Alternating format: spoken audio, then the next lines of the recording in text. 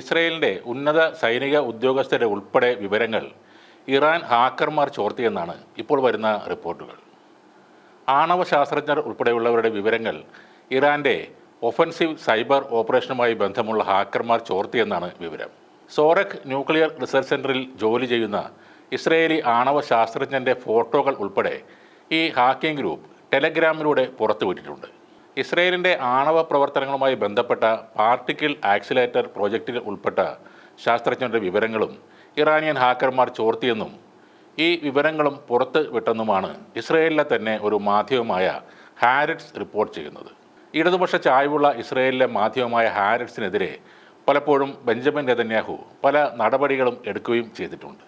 മുൻ പ്രതിരോധ മന്ത്രാലയ ഡയറക്ടർ ജനറലിൻ്റെയും അമേരിക്കയിലെ ഇസ്രയേൽ അംബാസഡറുടെയും സ്വകാര്യ ഫോട്ടോഗ്രാഫുകളും രേഖകളും മുതിർന്ന ഉദ്യോഗസ്ഥരുടെ കുടുംബ വിവരങ്ങളുമടക്കം ഹാക്കർമാർ പുറത്തുവിട്ടിട്ടുണ്ട്.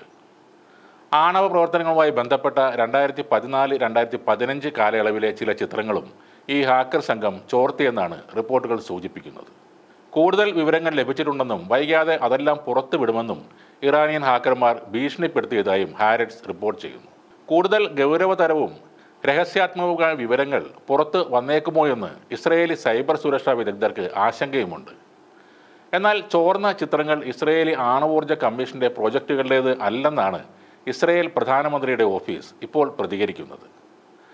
ഡിമോണ ന്യൂക്ലിയർ റിസർച്ച് സെന്ററിൽ നിന്ന് ചില വിവരങ്ങൾ ചോർത്തിയതായി ഇതേ ഹാക്കർ സംഘം മുൻപും അവകാശപ്പെട്ടിരുന്നു. നെഗേവ് മരുഭൂമിയിൽ വർഷങ്ങളായി പ്രവർത്തിച്ചു വരുന്ന ഡിമോണ ആണവ നിലയം ഇസ്രയേലിനെ സംബന്ധിച്ച് അതീവ പ്രാധാന്യമുള്ളതാണ്.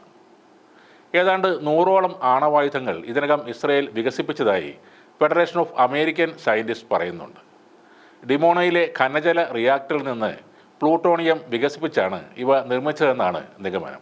ഇറാനിലെ ആണവ പദ്ധതിയായ നഥാൻസിലെ നിലയത്തിൻ്റെ പ്രവർത്തനം തകർക്കാൻ ഉപയോഗിച്ച കമ്പ്യൂട്ടർ വൈറസ് പരീക്ഷിച്ചത് ഡിമോണ നിലയത്തിലാണെന്ന് റിപ്പോർട്ടുകളുണ്ടായിരുന്നു. 1950കളിലാണ് ഡിമോണയിൽ ഇസ്രയേൽ ഈ നിലയം സ്ഥാപിക്കുന്നത്.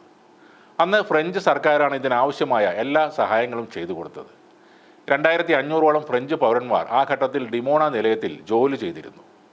എന്നാൽ പതിറ്റാണ്ടുകൾ കഴിഞ്ഞ് 80കളിലാണ് ഡിമോണ നിലയത്തെക്കുറിച്ചുള്ള വിവരങ്ങൾ പുറം ലോകം അറിയുന്നത്. അത്രയ്ക്ക് രഹസ്യമായിട്ടായിരുന്നു ഇസ്രയേൽ അത് കൈകാര്യം ചെയ്തത്.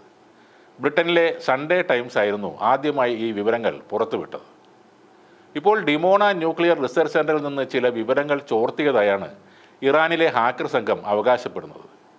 അത് സത്യമാണെങ്കിൽ ഇസ്രയേലിനെ സംബന്ധിച്ച് ആണവ വിഷയത്തിൽ കനത്തൊരു തിരിച്ചടി തന്നെയാണ്.